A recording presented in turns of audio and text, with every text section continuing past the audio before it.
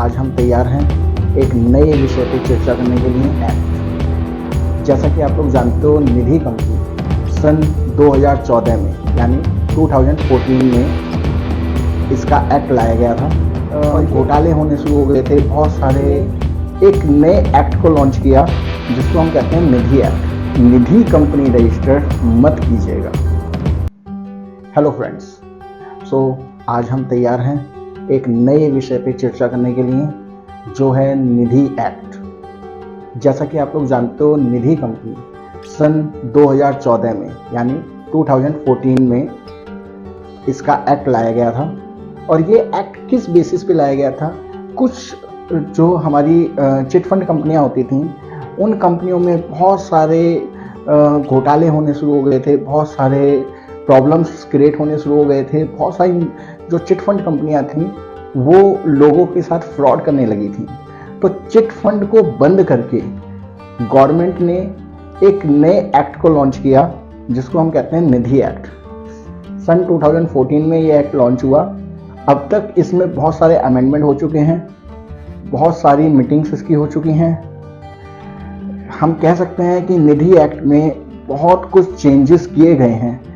Year by year इसमें रोज change होते जा रहे हैं, बट गवर्नमेंट अभी तक निधि को प्रॉपरली चलाने का कोई समाधान निकाल के नहीं लेके आई है।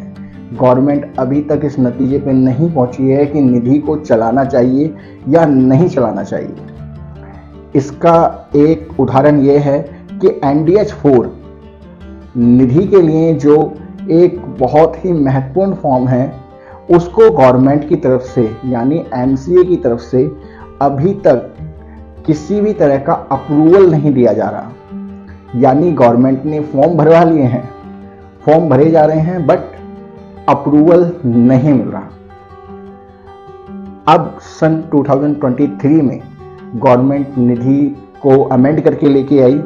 गवर्नमेंट ने कहा कि भाई आप 20 लाख से कैपिटल से आप स्टार्ट कीजिए और 200 मेंबर्स आपको कंपलसरी है कि आप कंपनी रजिस्ट्रेशन के टाइम पे अपने बना के रखिए।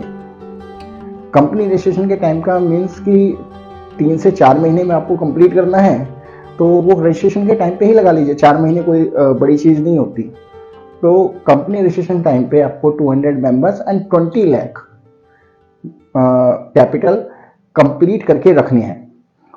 उस कंडीशन में आप NDH4 अप्लाई कर सकते हैं and if it will not approve with in 1 month तो आपका वो डीम टू बी अप्रूव्ड माना जाएगा। अब कुछ CA और CS क्या कर रहे हैं कि लोगों को ये बता रहे हैं भाई 10 लाख पे आप कंपनी रजिस्टर्ड कर सकते हो।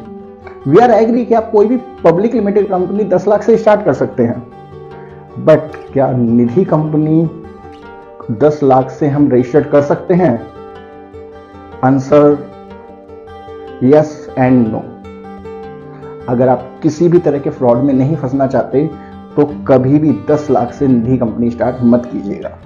उसका बहुत बड़ा रीज़न है कि निधि एक्ट जो 2023 में अमेंड किया गया है वो यह कहता है कि NDH4 आप फिल करने के लिए एलिजिबल तब होते हैं जब आप 20 लाख कैपिटल के साथ 200 मेंबर्स बना लेते हैं।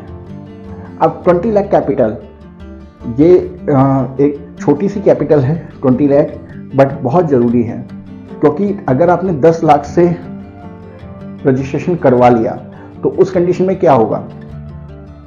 कुछ नहीं होगा, कंपनी चालू हो जाएगी?